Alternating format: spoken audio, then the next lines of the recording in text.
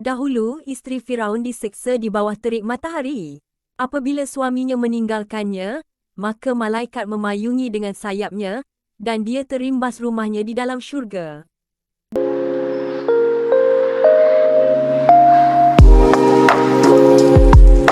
Rasulullah menyebut secara jelas 4 wanita yang dijanjikan syurga paling mulia iaitu Sayyidatina Khadijah, Sayyidatina Fatimah, Sayyidatina Maryam, dan Sayyidatina Asyah. Tetapi, apakah keistimewaan 4 Sri Kandi ini sehingga mereka dikatakan sebagai wanita yang dijamin akan masuk ke syurga Allah Subhanahu Wa Taala? Mari kita telusuri kisah dan kepribadian mereka yang boleh dijadikan inspirasi buat kita semua.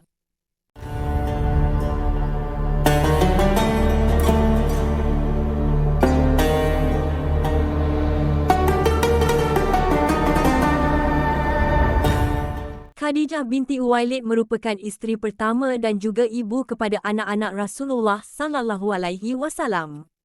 Mengapa nama Khadijah menjadi sebutan pertama di dalam hadis yang dijamin masuk ke syurga? Khadijah binti Uwailid adalah isteri Nabi Muhammad sallallahu alaihi wasallam yang namanya disebut dalam perbualan antara Nabi Muhammad sallallahu alaihi wasallam dengan malaikat Jibril. Seperti yang diceritakan oleh Abu Hurairah radhiyallahu anhu.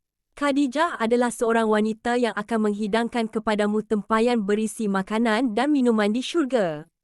Sampaikan salamku kepadanya, bahawa suatu hari nanti dia akan masuk syurga dengan penuh kenikmatan dan tidak akan kedengaran jeritan penderitaan di sana.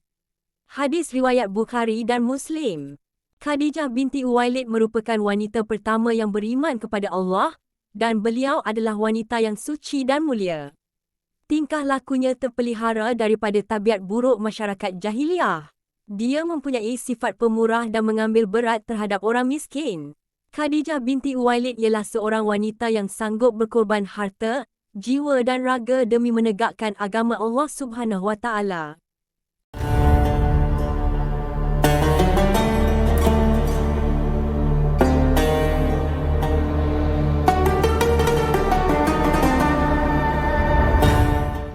Wanita seterusnya adalah Sayyidatina Fatimah Az-Zahra. Fatimah Az-Zahra merupakan puteri kesayangan Nabi Muhammad sallallahu alaihi wasallam yang terkenal sebagai seorang anak yang taat kepada ibu bapanya. Bukan itu sahaja, dia juga seorang wanita yang sangat penyabar, berakal, beriman dan taat kepada suami. Kisah hidup Fatimah binti Muhammad boleh dijadikan sebagai teladan. Dia amat memahami keadaan suaminya iaitu Ali bin Abi Talib. Diceritakan bahawa suatu ketika apabila Fatimah dan suaminya, Ali bin Abi Talib, mengalami kesusahan dalam hidup yang mengakibatkan Fatimah kelaparan selama 3 hari. Ketika itu, Ali bertanya, "Apa yang terjadi padamu wahai Fatimah?" Fatimah menjawab, "Sejak 3 hari lalu, kami tidak menemui apa-apa makanan di rumah." Kemudian Ali bertanya lagi, "Mengapa kamu tidak memberitahu saya?" Beliau menjawab, "Pada malam pertama kami, dahulu kala, ayahku Rasulullah sallallahu alaihi wasallam pernah bersabda, 'Wahai Fatimah, jika Ali datang kepadamu dengan membawa sesuatu, makanlah, dan jika tidak, jangan meminta.'"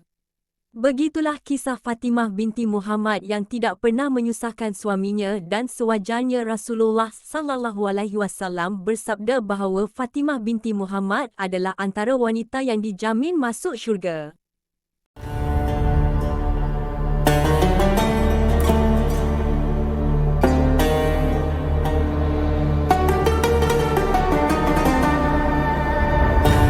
Maryam binti Imran, atau sering dikenal oleh umat Islam sebagai ibu kepada Nabi Isa alaihi salam.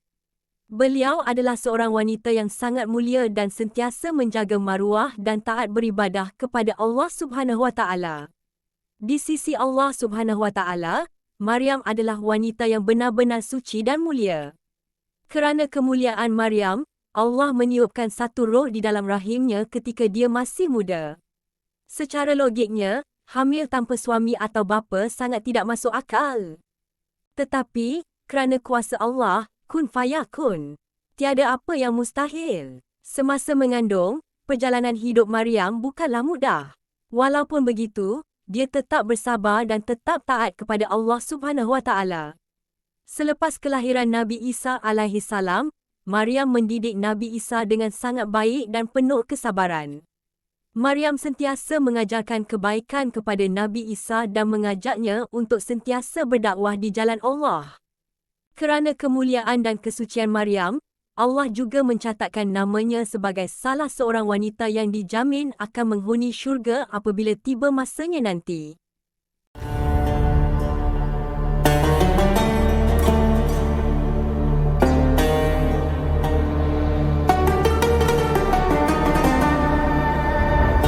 Wanita terakhir yang mendapat jaminan syurga adalah Siti Asyah binti Muzahim yang merupakan isteri kepada Firaun, raja yang terkenal dengan kekejaman dan mengaku dirinya sebagai Tuhan. Meskipun orang lain menyembah suaminya sebagai Tuhan, tetapi Asyah memilih untuk beriman menyembah hanya kepada Allah Subhanahu Wa Taala. Bahkan, ketika tersebar keislamannya, suaminya mengancam untuk menyiksa dan membunuhnya. Namun, Asyah tetap teguh dengan keimanannya untuk menyembah Allah Subhanahu Wa Taala dan memohon rumah di syurga kelak. Seperti yang ditulis di dalam Al-Quran. Dan Allah mengemukakan satu misal perbandingan kepada orang-orang mukmin, iaitu perihal isteri Firaun, ketika ia berkata, "Wahai Tuhanku, binalah untukku sebuah rumah di sisimu dalam syurga, dan selamatkanlah aku dari Firaun dan perbuatannya yang kufur dan buas, serta selamatkanlah aku dari kaum yang zalim." Menurut kitab tafsir Ibnu Kathir, Ibnu Jarir mengatakan, dahulu isteri Firaun diseksa di bawah terik matahari. Apabila suaminya meninggalkannya, maka malaikat memayungi dengan sayapnya, dan dia terimbas rumahnya di dalam syurga. Semoga kisah ini dapat menjadi inspirasi kepada kita semua untuk menjadi wanita yang solehah dan berakhlak mulia agar suatu hari nanti dapat menjadi penghuni syurga bersama mereka semua dan wanita mulia yang lain.